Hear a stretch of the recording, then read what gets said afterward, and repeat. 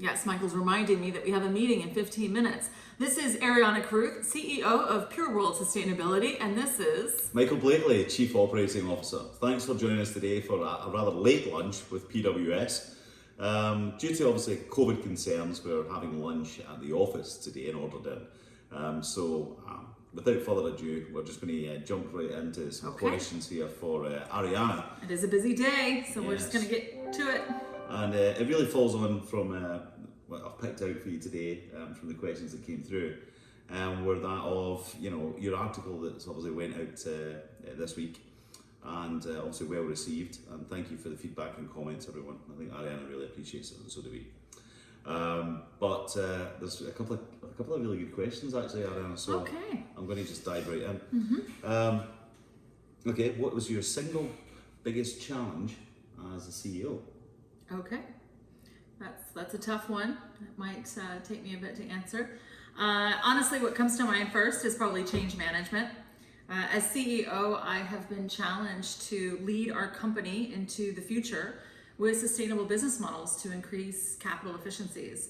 But much of the business strategies that I wholeheartedly believe in are unfortunately ones that go against the grain in oil and gas. Even at PWS, we've spoke of this before, we are on that line between the old way of doing things and the new way of doing things, the future of our industry. And change is difficult, but in change we need to eliminate old business strategies that involve large capital assets, large inventories, this one-stop shop mentality, commodity-based business models. We need to desegregate business units and lower SG&A by reducing and replacing non-revenue driven departments by engaging with more consultancies. We must support disruptive, innovative business models, and we need to support and create the agility needed to react to market conditions and client needs.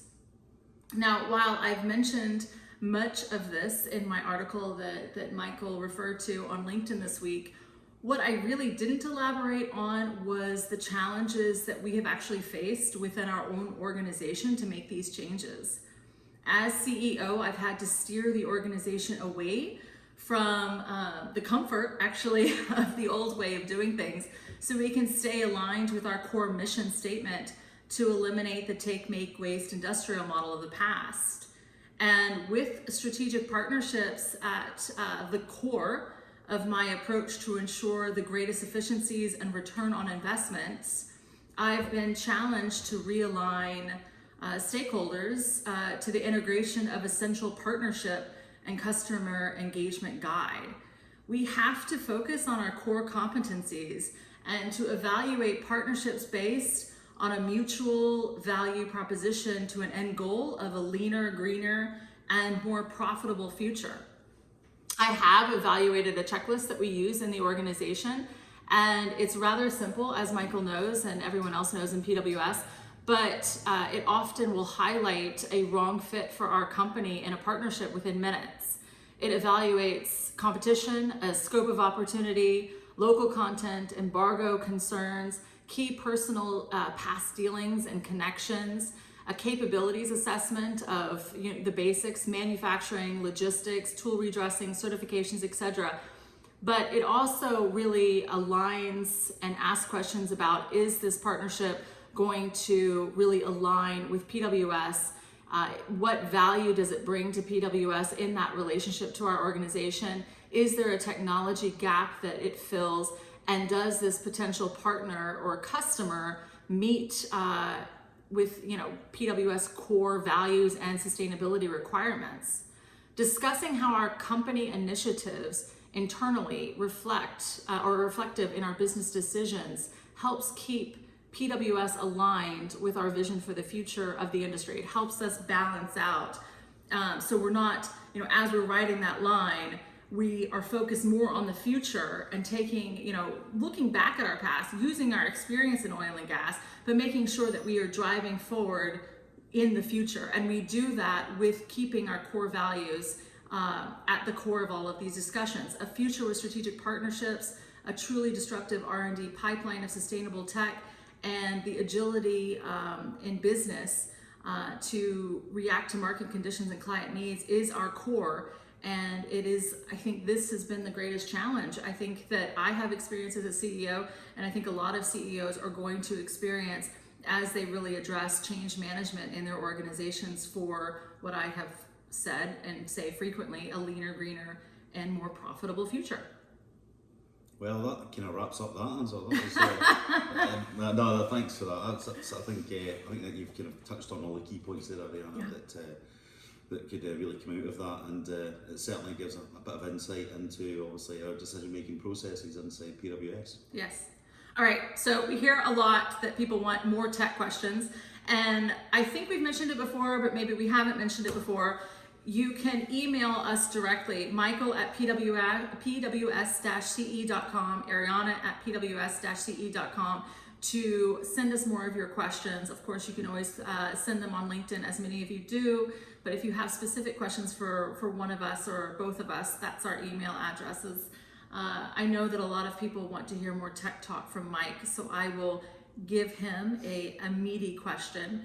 I think it's in regards to a post that our team put out on LinkedIn about the Zoom in a Rigless operation. So can you expound upon that? I think the marketing team was a bit punchy, but I think people want some more information about what that looks like for the Zoom capabilities. Certainly, happy to help. Right, well, for Rigless operations, it's one of the, I'd say, the largest growing markets, and especially with simple hydraulic rigs as they're coming into play and for workovers. And the scope of works that we'd necessarily want to be undertaken for such a lower cost than bringing in a conventional rig is really starting to make sense for a lot of operators internationally. So much so that we've really kind of looked at the Zoom technology and how it really integrates into that space. And with respect to what you can achieve with a Zoom technology, obviously up to 15 times impact forces that we can apply to any stuck fish or any sort of pulling any tubing or anything along those lines. But you can really just take away the need for hoisting capacity. So where beforehand you would be going to maximum overpull and trying to actually jar on any stuck fish or tubing, or spend many days going in and section cutting out that said tubing or milling over, you're actually able now to go in from a Rigless perspective with the Zoom technology and effectively free up more of certainly of those challenges that you've got, such as screen removal, tubing, packer. Even if you're doing some simple P&A work and you want to section cut a little bit without bringing in a rig, you can certainly do that with the adoption of using our Zoom technology. We've actually got broken down examples of that on our applications and our handbooks for our Zoom technology. And as Ariana said, feel free to drop us an email or contact us through the website.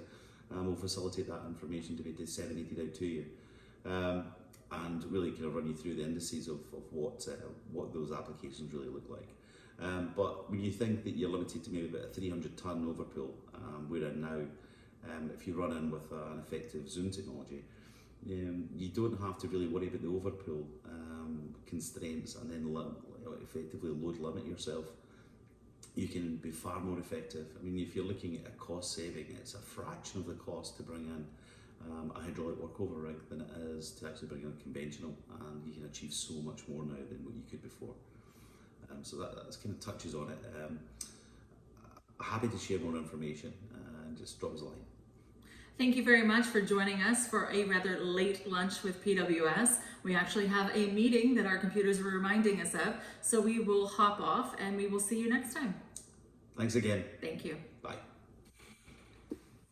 We just got that done. I know, fantastic. Without wine. I know, I think that was the key. We had no wine. Instead, we just had coffee. Yeah. I think we're very efficient. Chin. Yeah. This is a late day. It is. This is another 12-hour day. As a minimum. Yeah, a 14-hour day. 14-hour day to be fair. Okay. Yeah, wonderful. All right. Right. Okay, take. Hope on to the next meeting.